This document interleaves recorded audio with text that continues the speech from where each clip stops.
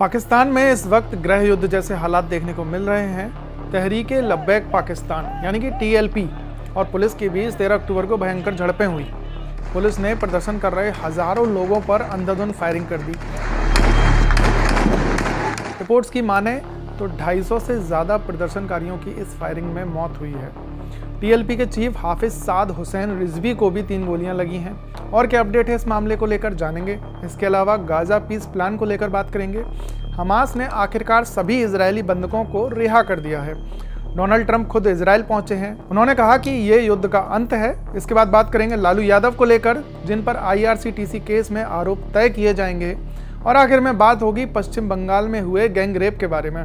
इस पर ममता के बयान के बाद बवाल क्यों मचा, आज के एपिसोड में इन सभी पर बात करेंगे। नमस्कार, मेरा नाम है दीपेंद्र और आप देख रहे हैं आज का जिस्ट।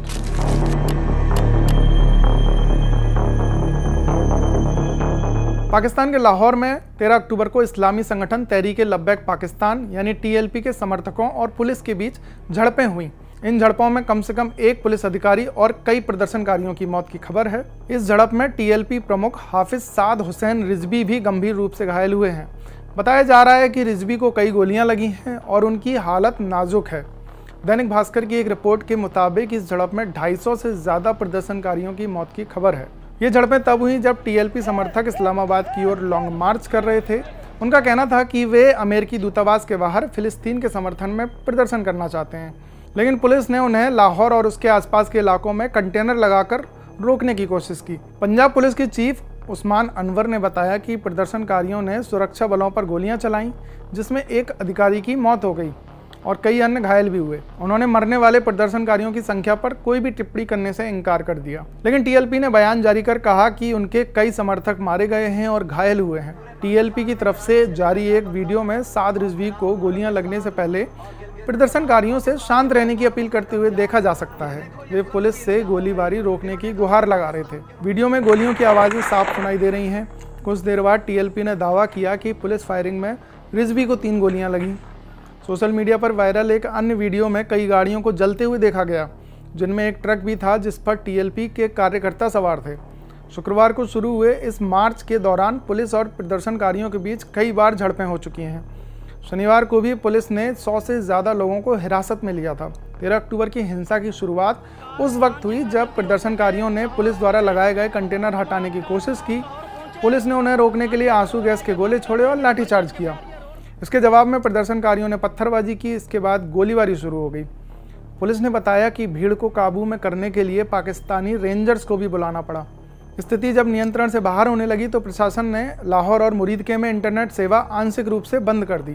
मुरीदके में टीएलपी समर्थकों ने डेरा डाल रखा है और वहीं से वे आगे बढ़ने की योजना बना रहे हैं। स्थानीय मीडिया रिपोर्ट्स के मुताबिक प्रदर्शनकारियों ने कई जगह पुलिस चौकियों पर कब्जा करने की कोशिश की। सरकार की माने तो स्थिति पूरी तरह नियंत्रण में है, लेकिन पंजाब के कई हिस्सों में माहौल अभी भी तनावपूर्ण है। पुलिस के मुताबिक रविवार रात से अब तक लगभग 170 लोगों को गिरफ्तार किया जा चुका है। पाकिस्तान के उप गृह मंत्री तलाल चौधरी ने बयान जारी कर कहा, टीएलपी गाजा संकट का राजनीतिक फायदा उठाने की कोशिश कर रहा है। उन्होंने कहा, जब गाजा में शांति स्थापित हो रही है तब ये हिंसा समझ से परे है। हम किसी संगठन को सड़क पर खून बहाने की अनुमति नहीं देंगे। टीएलपी की ओर से बयान जारी कर कहा गया कि वे शहीदों का बदला लिए बिना पीछे नहीं हटेंगे। पार्टी प्रवक्ता ने कहा, गिरफ्तारी कोई समस्या नहीं, गोलियां कोई समस्या नहीं, शहादत हमारी तकदीर है। सोशल मीडिया पर इस पूरे घटनाक्रम को लेकर पाकिस्तान में मिक्स्ड रिएक्शन देखने को मिल रहे हैं। कुछ लोगों ने टीएलपी पर देश की साख खराब करने का आरोप लगाया, जबकि कुछ ने सरकार पर अत्यधिक बल प्रयोग का आरोप लगाया। पुलिस ने लाहौर के कई रास्तों पर बैरिकेडिंग की है और रेंजर्स तैनात किए हैं। इस्लामाबाद की ओर जाने वाले सभी रास्ते फिलहाल बंद कर दिए गए हैं। तहरीके लब्बैक पाकिस्तान की एक इस्लामी राजनीतिक पार्टी है जो 2018 के आम चुनाव में पहली बार देखने को मिली थी। यह पार्टी पैगंबर मोहम्मद के अपमान से जुड़े मामलों में सख्त रुख और पाकिस्तान के ब्लास्फेमी कानून के समर्थन के लिए जानी जाती है। पार्टी का कहना है कि उसका आंदोलन इस्लाम और फिलिस्तीन के समर्थन में है। लाहौर और उसके आसपास के इलाकों में फिलहाल प्रशासन ने सुरक्षा व्यवस्था कड़ी कर दी है। मेडिकल टीमों को तैनात किया गया है और घायलों को नज़दीकी अस्पतालों में भर्ती कराया गया है। पुलिस ने नागरिकों से अपील की है कि वे घरों से बाहर ना निकलें और अफवाहों पर ध्यान ना दें। अगली खबर गाजा पीस प्लान को लेकर है। गाजा युद्ध में 2 साल बाद बड़ी राहत देखने को मिली है। हमास ने सोमवार को अपने कब्जे में रखे गए सभी 20 जिंदा इजरायली बंधकों को अंतर्राष्ट्रीय रेड क्रॉस को सौंप दिया है। ये रिहाई इजराइल और हमास के बीच हुए नए सीज फायर समझौते का हिस्सा है। बंधकों को 2 चरणों में छोड़ा गया है। पहले चरण में सुबह 7 लोगों को रिहा किया गया था और दूसरे चरण में 13 लोगों को रिहा कर दिया गया है।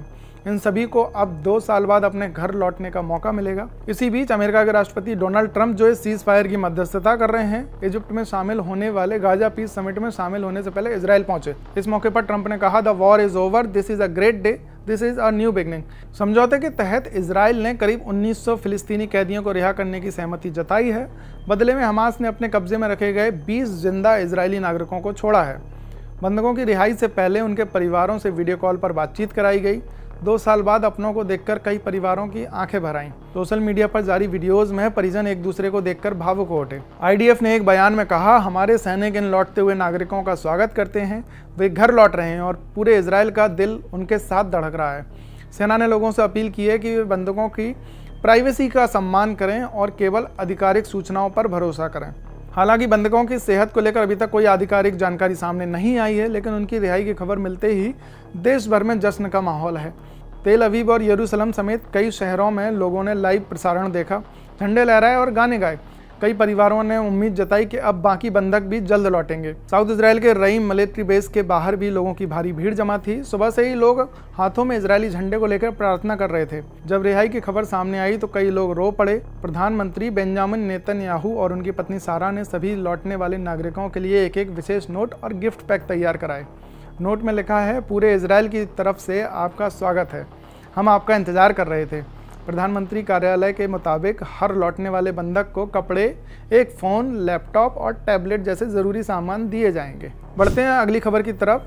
दिल्ली की एक अदालत ने आरजेडी सुप्रीमो लालू यादव, उनकी पत्नी राबड़ी और बेटे तेजस्वी यादव के खिलाफ आरोप तय करने का निर्देश दिया है, जिसका सीधा मतलब है अब इस मामले में ट्रायल यानी मुकदमा शुरू होगा। यह फैसला बिहार विधानसभा चुनाव से कुछ हफ्ते पहले आया है, जिसने राज्य की सियासत में हलचल मचा दी। अदालत ने कहा है कि लालू प्रसाद यादव ने कॉन्स्पिरेसी की और एक पब्लिक सर्वेंट के तौर पर अपनी पोजीशन का मिसयूज किया है, यानी अपने पद का गलत इस्तेमाल। कोर्ट ने निर्देश दिया कि लालू यादव पर आपराधिक मिसकंडक्ट यानी आपराधिक दुर्व्यवहार और चीटिंग यानी धोखाधड़ी की क्रिमिनल कॉन्स्पिरेसी आपराधिक साजिश के आरोप लगाए जाएंगे। वहीं राबड़ी और तेजस्वी यादव पर चीटिंग और कॉन्स्पिरेसी जैसे आरोप तय किए जाएंगे। सभी आरोपियों ने अदालत में खुद को नॉट गिल्टी बताया था। लालू यादव पर आरोप है कि उन्होंने रेल मंत्री रहते हुए यानी 2001 से 2009 के दौरान IRCTC के 2 होटलों BNR रांची और BNR पुरी के मेंटेनेंस और कॉन्ट्रैक्ट का ठेका एक प्राइवेट फर्म सुजाता होटल को गलत तरीके से दिया था। CBI की चार्जशीट में दावा किया गया है कि इस फेवर के बदले में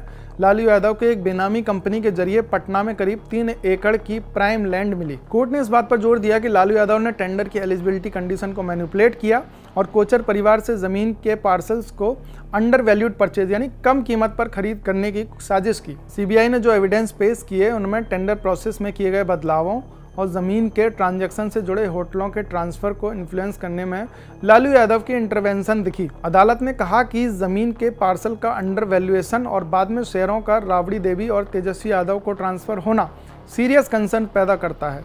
लालू यादव के वकील ने सुनवाई के दौरान दलील दी थी कि उनके खिलाफ कोई भी सबूत नहीं है, इसलिए उन्हें बरी कर दिया जाना चाहिए। उन्होंने कहा कि टेंडर फेयर और ट्रांसपेरेंट तरीके से दिए गए थे। हालांकि अदालत ने इन दलीलों को खारिज कर दिया है।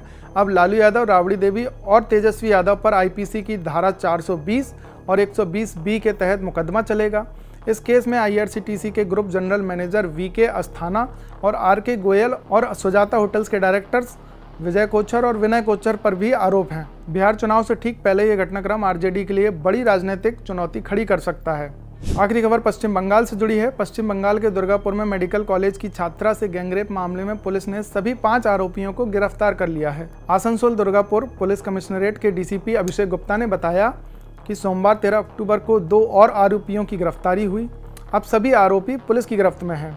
ये मामला उस वक्त और गर्मा गया जब राज्य की मुख्यमंत्री ममता बनर्जी ने बयान दिया कि छात्रा रात में बाहर क्यों निकली। पुलिस के मुताबिक ओडिशा के जलेश्वर की रहने वाली दूसरी साल की MBBS छात्रा के साथ 10 अक्टूबर की रात प्राइवेट मेडिकल कॉलेज कैंपस के बाहर कुछ लोगों ने गैंगरेप किया।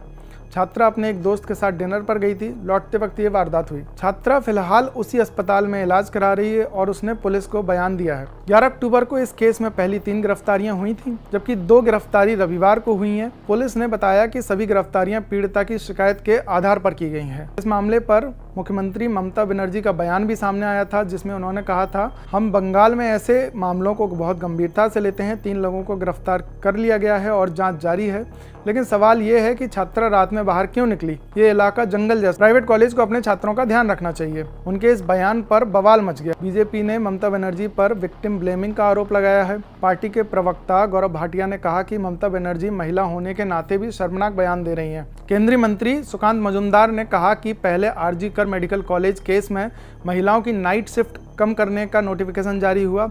अब कहा जा रहा है कि महिलाएं रात में बाहर ना निकलें। क्या ममता चाहती हैं कि महिलाएं घर में कैद रहें और बुर्का पहनें? ममता बनर्जी ने बाद में सफाई दी कि उनके बयान को तोड़ मरोड़ कर पेश किया गया, लेकिन विपक्ष ने इस मुद्दे को लेकर ममता सरकार पर महिला सुरक्षा को लेकर गंभीर सवाल उठाए हैं। आज का जिस्ट के इस एपिसोड में फिलहाल इतना ही। देखते रहिए जिस्ट। शुक्रिया।